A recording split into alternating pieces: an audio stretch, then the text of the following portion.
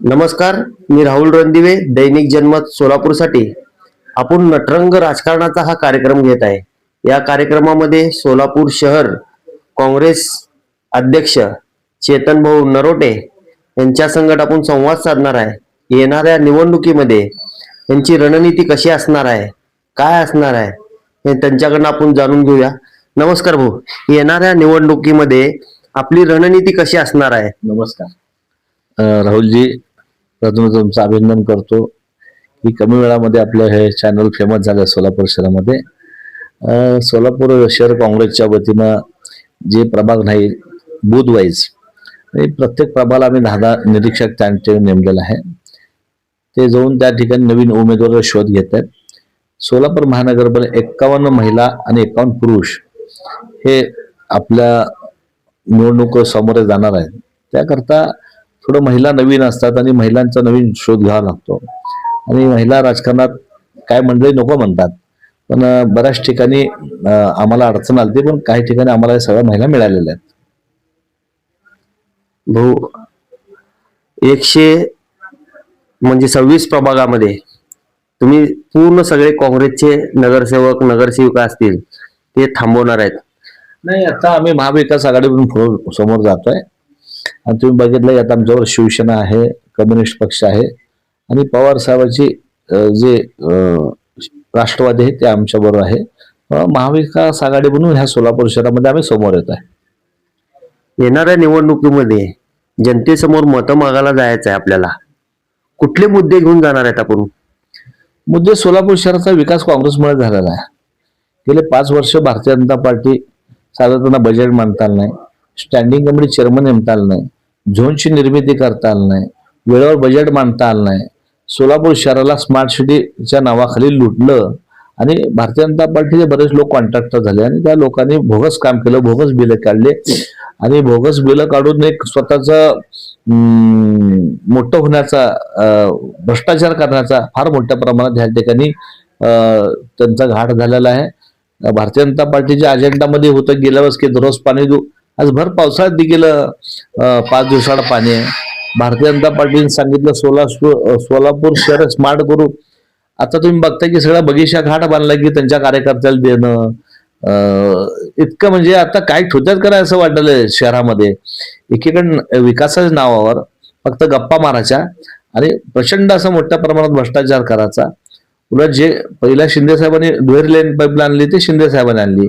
दुसऱ्या दुहेरी लाईनला देखील शिंदे साहेबांनी या ठिकाणी 250 कोटी एनटीपीसी माध्यमांना मिळवून दिले. जे काय विकास झालाय तो काँग्रेसच्या काळामध्ये झालाय.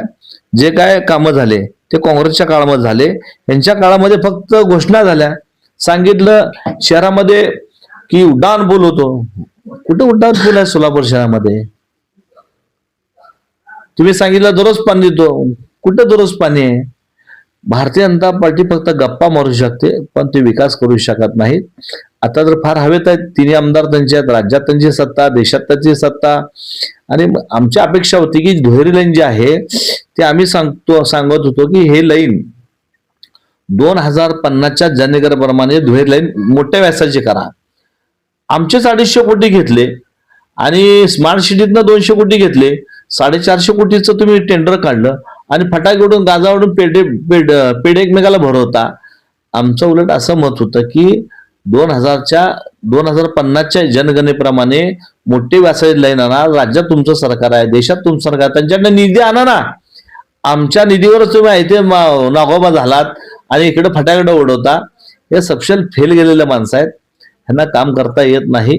त्यामुळं सोलापूर शहरातली जनता आता त्यांना ओळखून आहे. आता तर तुम्ही बघता की 3 आमदार ह्या ठिकाणी आहेत आणि 3 आमदार एकमेकाचं तोंड बघत नाहीत. कार्यकर्ते इकडचे पळवतात, तिकडच्या कार्यकर्ते पळवतात आणि जे स्थानिक पहिले जे आमचे नगरसेवक होते जे भारतीय जनता पार्टी त्यांचं तिकीट कट करत चाललंय. नव्याने राजकारण ह्या समीकरण सोलापूर शहरात हे चाललेलं आहे. भाऊ, येणाऱ्या इलेक्शन मध्ये जसं शिवसेना भाजपची युती होणार नाही असं म्हणतात ते लोक, त्या पक्षातले तुमच्या काय टच मध्ये आहेत का? हो, बरेच लोक टच मध्ये आहेत. भारतीय जनता पार्टी तो ओव्हरफुल आहे. मिळणार 4च तिकीट आहेत, पण 4 तिकिटामध्ये काही ठिकाणी 20-20 लोक मागतात. मग ते बाकी लोक जाणार कुठं? ते आमच्याकडे आहेत आणि ते वेळेला आम्ही दाखवूयात. काँग्रेसची वलाई असलेले प्रभाग कुठले कुठले आहेत भाऊ? कसं आहे, काँग्रेसचे प्रभाग 26 प्रभागामध्ये आमचा सर्वे झाला आहे. बऱ्याच ठिकाणी काँग्रेस स्विंग करणार आहे. फक्त आता आम्हाला 2 नंबर मतं कोण आहे, शिवसेना, त्यांच्यावर जायचं आहे. 3 नंबर कोण आहे किंवा पवार साहेब जे आहेत त्यांच्यावर जायचं आहे. आणि जर आम्ही व्यवस्थित प्लॅनिंग केला तर 100% ह्या महानगरपालिकेवर महाविकास आघाडीहून आमच्या या ठिकाणी सत्ता येणार आहे. भाऊ, सगळ्यात मुद्दा, एक कळीचा मुद्दा म्हणून विचारतो भाऊला, की प्रभाग 20 बहुभाषिक मुस्लिम समाज आहे. तिकडं तौफिक शेख आणि इकडं बाबा मिस्त्री, हे आमने सामने येतील? नाही, प्रभाग 20 हा तिथं बाबा मिस्टर आमच्याकडनं लढणार आहेत. आम्ही तौफिक पलनला देखील सांगितलं की तुम्ही काँग्रेसमधून इलेक्शन लढवा, बाबाने तुमचं त्या ठिकाणी आम्ही पॅनल करूयात.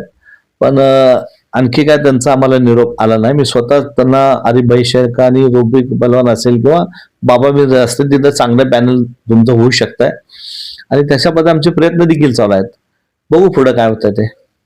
प्रभाग 1 भाऊ, सगळ्यात महत्वाचा प्रभाग 1, तिथं ही काँग्रेसची वलाई आहे अजूनही. नाही, प्रभाग 1 मध्ये आम्ही 1 असेल, 2 असेल, 3 असेल, 4 असेल, त्या ठिकाणी आमच्यावर वंचित यायचं चिन्ह दिसते. तसं झालं तर आम्ही वंचितला 2 जागा, काँग्रेसला 1 जागा, राष्ट्रवादी 1 जागा किंवा शिवसेना 1 जागा, अशा पद्धतीने लढलं तर आम्ही त्या ठिकाणी भारतीय जनता पार्टी थांबवू शकतो. प्रभाग 2 मध्ये देखील आमचं केदार उंबरे चांगली गेल्यास फाईट दिली आहे. प्रभाग 3 मध्ये आता तुम्ही बघता की सगळ्यात जास्त त्या ठिकाणी मागणी आहे भारतीय जनता पार्टीला. तिथले नाराज झालं तर आमच्याकडे येणार आहेत. आमचं पॅनल त्या ठिकाणी देखील चांगलं होईल. प्रभाग 4 ला देखील आमचं पॅनल चांगलं होणार आहे. आता प्रभाग 4 ला आनंददादा जाधव आहे, त्यानंतर गेल्या त्यांना तिकीट मिळालं नव्हतं तर जगदीश पाटलांचं तिकीट कटवर चिन्ह दिसत आहेत किंवा जगदीशला म्हणतं आनंददादा जाधव म्हणजे नाराज होऊ शकतात. त्या ठिकाणी आमचं पॅनल चांगलं होणार आहे. 4 ला 5 ला पॅनल चांगलं होतं. 5 ला गणेश दादा आहेत, त्यांच्यावर आमचे काय लोक दिले तर आम्ही तिथं शीट काढू शकतो. 6 ला आता बघूयात काय, तर तिथं अमोल बापू माझे मित्रच आहेत. पुढं आता शिवसेना 1 तर आमच्याकडे आली आहे. जर भारतीय जनता पार्टी जर त्यांना घेणार नसेल तर बघू फ्युचर काळामध्ये. फक्त आमचं टार्गेट भारतीय जनता पार्टी. अमोल बापू शिंदे तुमच्याकडे येणार का काय? अमोल बापू शिंदे आमच्याकडे येणार नाहीत. त्यांची जी सेना आहे आज सध्याला एकनाथ शिंदे साहेब ह्या महाराष्ट्रामध्ये तुम्ही बघता की भारतीय जनता पार्टी त्यांना देखील त्रास देऊ लागले आहे. त्यामुळे आम्ही पुढे येऊ शकतो असं एक चिन्ह आहे आमचं. काय सांगता, राजकारणामध्ये आजचा शत्रू उद्या मित्र होतो, उद्याचा शत्रू आजचा शत्रू होतो, काही घडू शकतंय.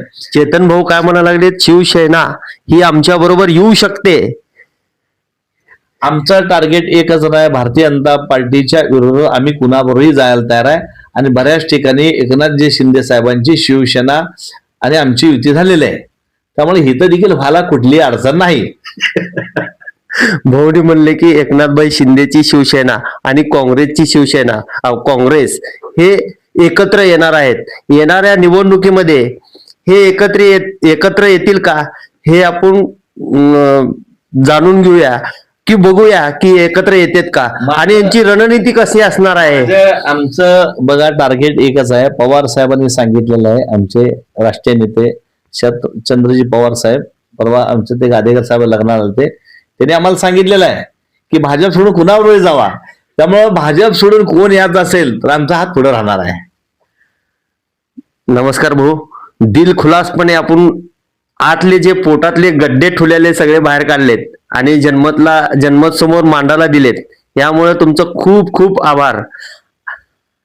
दैनिक जनमतसाठी चेतन भाऊने खूप काय माहिती दिली, रणनीती कशी असणार आहे, त्यामुळे चेतन भाऊचं खूप खूप आपण आभार मानूया.